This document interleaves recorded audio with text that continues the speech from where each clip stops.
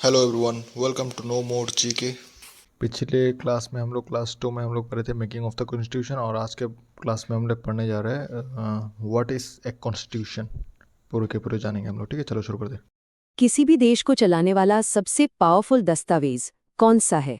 वो एक दस्तावेज जो ये तय करता है कि सरकार कैसे चलेगी और लोगों के हक क्या होंगे। आज हम इसी की गहराई में उतरने वाले हैं। जी हाँ, जवाब है उस देश का संविधान। ये सिर्फ एक कानूनी किताब भर नहीं है, बल्कि कह सकते हैं कि ये किसी भी राष्ट्र की आत्मा का घोषणा पत्र होता है। तो चलिए इस अल्टीमेट रूल बुक के पन्ने पलटते हैं।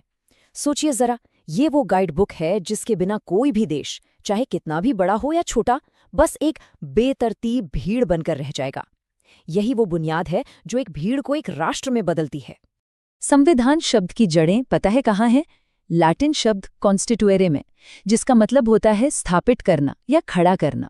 और ये नाम इस पर एकदम फिट बैठता है, क्योंकि संविधान ही तो वो ताकत है जो एक सरकार की नींव रखती है, उसे एक शक्ल देती है और देश का सबसे ऊंचा, सबसे मौलिक कानून बनती है।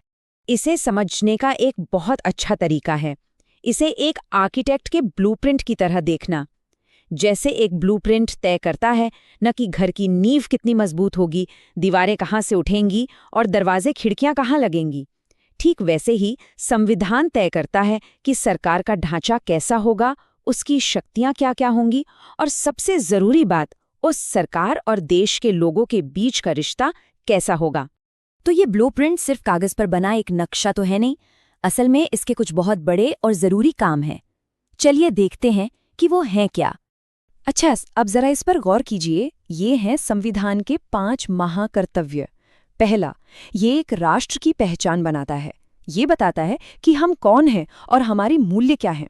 दूसरा, ये सरकार नाम की जो पूरी मशीनरी है उसे बनाता है और चलाता है। तीसरा, ये शक्ति को बांट देता है ताकि कोई एक इंसान तानाशाह न बन जाए। चौथा, ये हर नागरिक को एक तरह का सुरक्षा कवच देता है। और पांचवां, ये देश को एक दिशा देता है, भविष्य के लिए बड़े लक्ष्य तय करता है। लेकिन देखिए, हर देश अपनी रूल बुक एक ही तरह से नहीं लिखता। कुछ देश हैं जैसे भारत और अमेरिका, वो अपनी सारी बातें एक ही मोटी किताब में लिख देते हैं।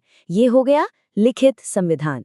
वही दूसरी तरफ ब्रिटेन जैसे देश भी हैं जिनका संविधान किसी एक किताब में नहीं मिलेगा, बल्कि वो सदियों से चली आ रही परंपराओं, अदालती फैसलों और अलग-अलग कानूनों में बिखरा हुआ है।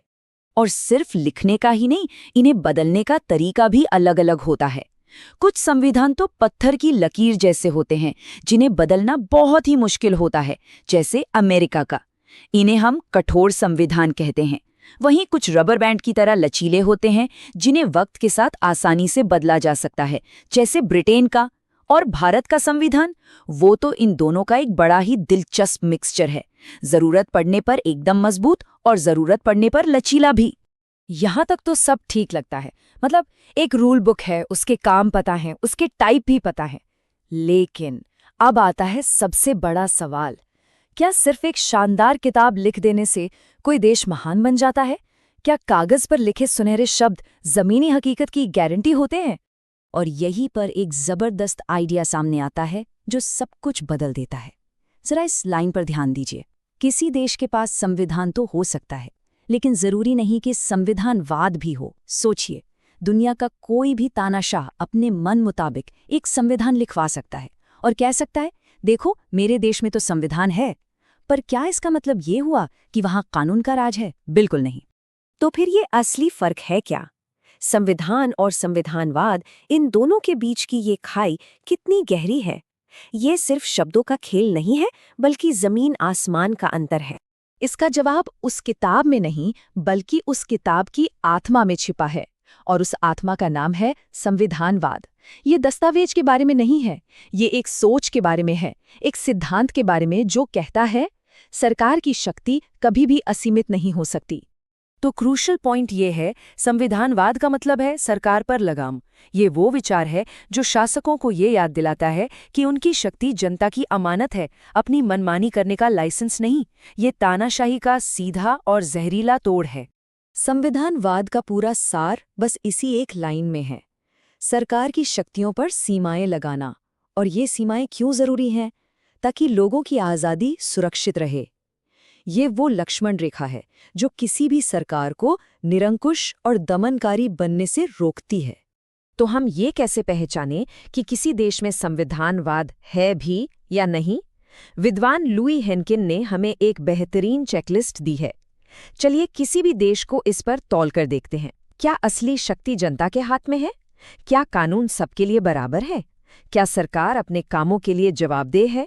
क्या अदालतें बिना किसी डर के फैसले ले सकती हैं? क्या हर एक नागरिक के अधिकारों का सम्मान होता है? अगर इन ज्यादातर सवालों का जवाब हाँ में है, तो समझिए कि वहां सिर्फ संविधान की किताब नहीं, उसकी आत्मा भी जिंदा है।